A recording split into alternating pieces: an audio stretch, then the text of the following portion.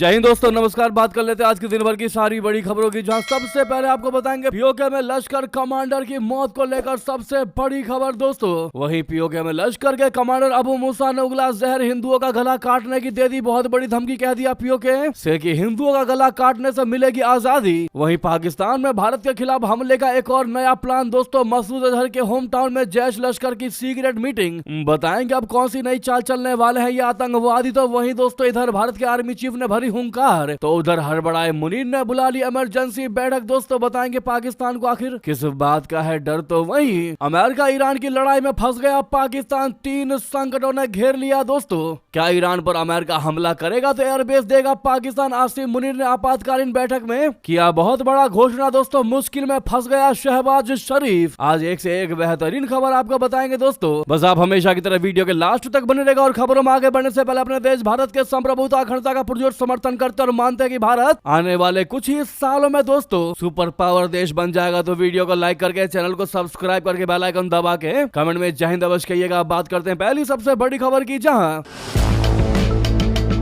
पाकिस्तान अधिकृत कश्मीर में लश्कर तैयबा के टॉप आतंकी रिजवान हनीफ के घर में रहस्यमय परिस्थितियों में लग गई आग। इतना ही नहीं दोस्तों, ये आग इतनी भयावह थी कि घर में मौजूद पत्नी और बेटी को बाहर निकलने तक का मौका नहीं दिया गया। इस कारण आग में जलने और दम घुटने से लश्कर आतंकी रिजवान हनीफ की पत्नी और बेटी की मौत हो गई। आग लगने के कारणों का पता नहीं चल सका। जी हाँ दोस्तों, खुफिया तरीके से ये आग लगाई गई है। लगातार पाकिस्तान में और पीओके में आतंकवादियों का खात्मा हो रहा है दोस्तों। उन आतंकवादियों का जो लगातार भारत के खिलाफ प्लानिंग रचते दिखाई दे रहे हैं दोस्तों। लेकिन इस बार इस आग में आतंकी की पत्नी और बेटी की जलकर मौत हो गई दोस्तों। आपको बता दें, रिपोर्ट के मुताबिक लश्कर आतंकी रिजवान हनीफ का घर पीओके के रावलकोट में गरकानी के पास रहारा नारा गांव में है। खबरों के मुताबिक इस घटना में उनकी पत्नी और बेटी की मौत हो गई। वे जिंदा जल गई। ये पता ना चल सका कि आग लगने की घटना के वक्त रिजवान हनीफ घर पर मौजूद भी था या नहीं। लेकिन जिस प्रकार से वो दोस्तों गायब है आग लगने के बाद से, और ना कोई उसका कॉन्टेक्ट लग पा रहा है, ऐसी उम्मीद लगाई जा रही है कि वो भी इस आग में झुलस गया है और उसकी भी मौत हो चुकी है। हालांकि ये कयास लगाए जा रहे हैं दोस्तों, उसकी मौत की पुष्टि नहीं है, लेकिन उसके लापता होने से तो यही जानकारी सामने आ रही दोस्तों। अटकलें लगाई जा रही कि उसकी भी मौत घर में जलकर हो गई है। लगातार दोस्तों भारत विरोधी विचार रखने वाले व्यक्ति दोस्तों और साथ ही साथ आतंकवादियों की अज्ञात तरीके से मौत हो रही, और ये अज्ञात तरीके से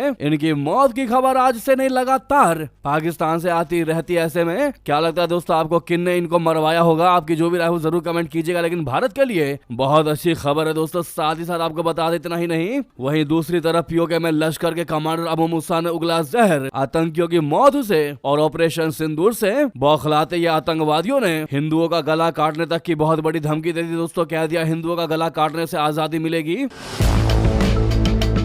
जी हाँ, ऑपरेशन सिंदूर में भारत के हाथों मार खाने के बावजूद भी पाकिस्तान अपनी हरकतों से बाज नहीं आ रहा है। आतंकियों को संरक्षण देने वाली सरकार आतंकियों पर लगाम लगाने में नाकामयाब साबित हो रही है। पाक अधिकृत कश्मीर बोले तो पीओके से एक बेहद गंभीर और भड़काऊ बयान सामने आया है। यहाँ पर JKUM का कुख्यात आतंकी कमांडर अबू मूसा कश्मीर खुलेआम नफरत फैला रहा है। भड़काऊ बयान देते हुए मूसा ने कहा कि कश्मीर की आजादी भीख मांगने से नहीं मिलेगी, बल्कि हिंदुओं की गर्दन काटने से मिलेगी। इतना ही नहीं, वो ये भी दावा करता है कि उसने ये बातें पाकिस्तान के प्रधानमंत्री और दूसरे मंत्रियों तक पहुंचाई है। वो साफ कह रहा है कि कश्मीर का मसला सिर्फ आतंक और तथाकथित जिहाद से ही हल होगा। इस वीडियो के सामने आने के बाद एक बार फिर पाकिस्तान पर आतंकवाद को बढ़ावा देने के आरोप मजबूत हुए हैं। पीओके में LOC के पास आतंकी अगर बिना किसी रोक टोक से खुले मंच से भाषण दे रहे हैं तो सवाल उठता है कि क्या ये सब सरकारी जानकारी और सहमति के बिना हो सकता है? दोस्तों खुफिया एजेंसियों के मुताबिक पहलगाम हमले से पहले भी अबू मूसा कश्मीरी ने इसी तरह के भड़काऊ बयान दिए थे। इसीलिए इस वीडियो को सिर्फ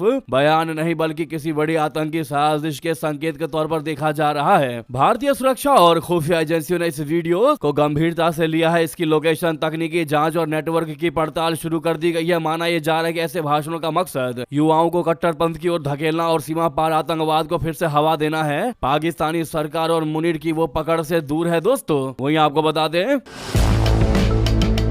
इधर भारत के आर्मी चीफ ने भर दी हुंकार तो उधर हड़बड़ाए मुनीर ने बुला ली इमरजेंसी बैठक। दोस्तों अमेरिका ईरान के बीच लगातार बढ़ते तनाव के चलते पूरी दुनिया अपनी सुरक्षा के बारे में सोच रही है। पाकिस्तान इस वक्त सबसे बड़े मुश्किल हालात में है, खास तौर पर भारतीय सेना प्रमुख जनरल उपेंद्र द्विवेदी जी के उस हंकार के बाद जिसमें उन्होंने बालाकोट 2.0 के संकेत दिए हैं। CNN न्यूज 18 से बात करने वाले वरिष्ठ सुरक्षा सूत्रों के मुताबिक पाकिस्तान के शीर्ष सैन्य नेतृत्व इतना डरा हुआ है कि फील्ड मार्शल बनकर बैठे आसिम मुनीर ने एक इमरजेंसी मीटिंग बुला ली है। दोस्तों पाकिस्तान की उच्च स्तरीय बैठक में ISI प्रमुख और राष्ट्रीय सुरक्षा सलाहकार general Asim Munir, southern commander lieutenant general राहत नसीम, मिलिट्री इंटेलिजेंस के director general, chief of general staff ISI के DG समेत सेना के टॉप जनरल शामिल थे। सूत्रों के मुताबिक बैठक में अमेरिका ईरान टकराव की संभावित स्थिति और उसके पाकिस्तान पर पड़ने वाले असर पर चर्चा हुई। अधिकारियों ने कहा कि पाकिस्तान पहले से ही सुरक्षा चुनौतियों से जूझ रहा है। इस बैठक की टाइमिंग सबसे ज्यादा महत्वपूर्ण है क्योंकि भारत ने पाकिस्तान में आतंकी अड्डों की डिटेल तक दे दी है। सूत्रों के मुताबिक फील्ड मार्शल आसिम मुनीर ने वरिष्ठ कमांडरों और राष्ट्रीय सुरक्षा सलाहकारों को हाई अलर्ट पर रहने और हालात पर करीबी से नजर रखने के निर्देश दिए हैं। ISI प्रमुख को यह जिम्मेदारी भी सौंपी गई है कि वे ईरान, तुर्की, कतर, UAE, सऊदी अरबिया और अमेरिका के अधिकारियों के साथ कूटनीतिक और सुरक्षा स्तर पर संपर्क बढ़ाएं ताकि हालात का आकलन किया जा सके। आपको बता दें कि पाकिस्तान हाल ही में गाजा स्टेबलाइजेशन फोर्स का हिस्सा बनने से बचा है, लेकिन अमेरिका अब उससे ईरान पर हमले के लिए एयरबेस की मांग कर सकता है जिसे वो टाल नहीं पाएगा। दोस्तों बाहरी दबावों के बीच पाकिस्तान की सेना ने देश के भीतर राष्ट्रीय सुरक्षा को लेकर साझा सोच बनाने की कोशिश भी तेज कर दी है। सूत्रों के मुताबिक सेना मुख्यालय में हाल ही में नेशनल पैगाम अमन कमेटी के तहत धार्मिक विद्वानों के एक प्रतिनिधिमंडल को बुलाया गया। बैठक में शामिल लोगों ने नाम ना बताने की शर्त पर जानकारी दी है कि सैन्य नेतृत्व ने राष्ट्रीय सुरक्षा के मुद्दों पर एकजुट सोच की आवश्यकता पर जोर दिया। दोस्तों ये वही मौलवी हैं जो जिहादी तैयार करते हैं और सीमा पर आतंकी कैंपों में फिदाइनों का ब्रेन वॉश करते हैं।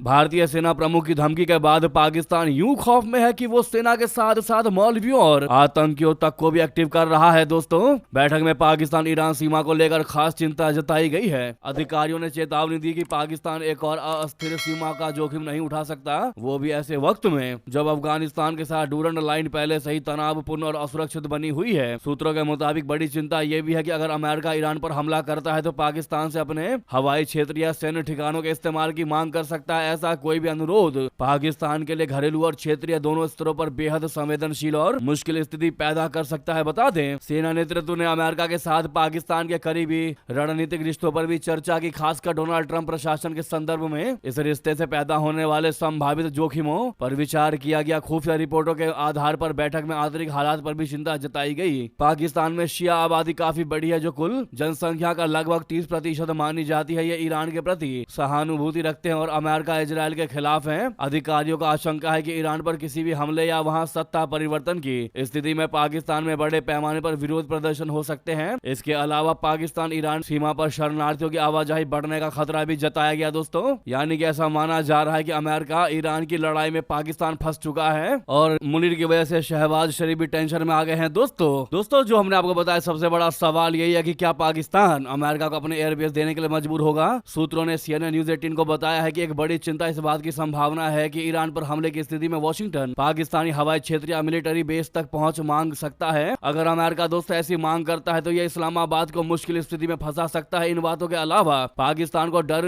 देश के अंदरूनी हालातों को लेकर भी है। पाकिस्तान में शिया मुसलमानों की करीब 30% आबादी है जिनकी ईरान से काफी सहानुभूति है क्योंकि ईरान भी शिया देश है। वो इजराइल और अमेरिका के घोर विरोधी हैं। पाकिस्तानी अधिकारियों को डर है कि ईरान पर कोई भी हमला या संभावित सत्ता परिवर्तन की स्थिति पूरे पाकिस्तान में बड़े पैमाने पर विरोध प्रदर्शन शुरू कर सकती है और शरणार्थियों के आने के कारण पाक ईरान सीमा पर भारी दबाव बन सकता है। दोस्तों क्या है आपकी इस पर राय जरूर कमेंट करके बताएगा। साथ ही साथ अगली खबर बता दें,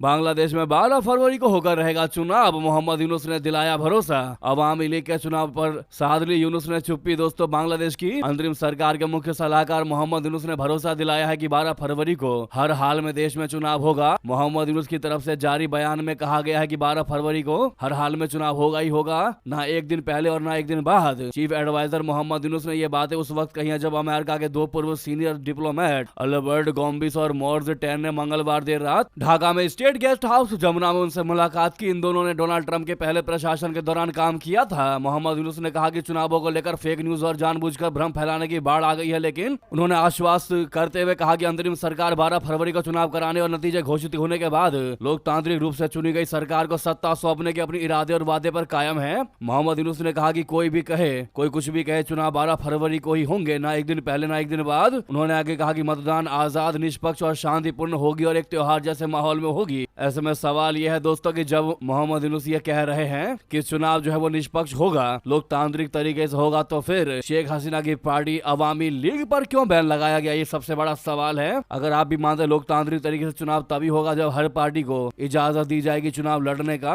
अधिकार दिया जाएगा, जनता को वोट देने का अधिकार दिया जाएगा, तो अपनी राय जरूर दीजिएगा दोस्तों। तो वहीं आपको बता दें,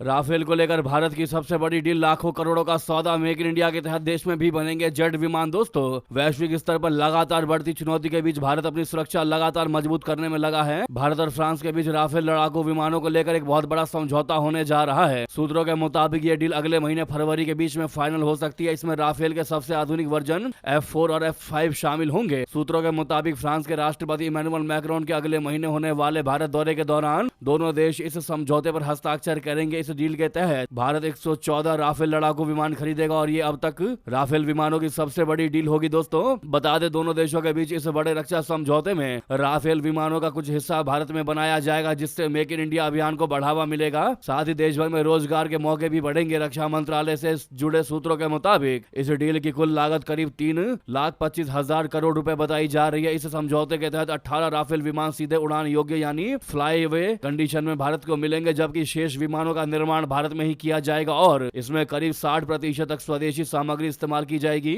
इसी बीच दोस्तों, ये थी की सारी बड़ी जानकारी। आपको खबर कैसी लगी जरूर कमेंट करके बताइएगा। लगे हाथ तो वीडियो को लाइक करके इस चैनल को सब्सक्राइब करके बेल आइकन दबा के कमेंट में जय हिंद कह दीजिएगा। तो मिलते हैं आपसे अगली बड़ी खबर में। यहाँ तक बने रहने के लिए आप सभी का बहुत बहुत धन्यवाद, बहुत बहुत आभार। जय हिंद, जय भारत।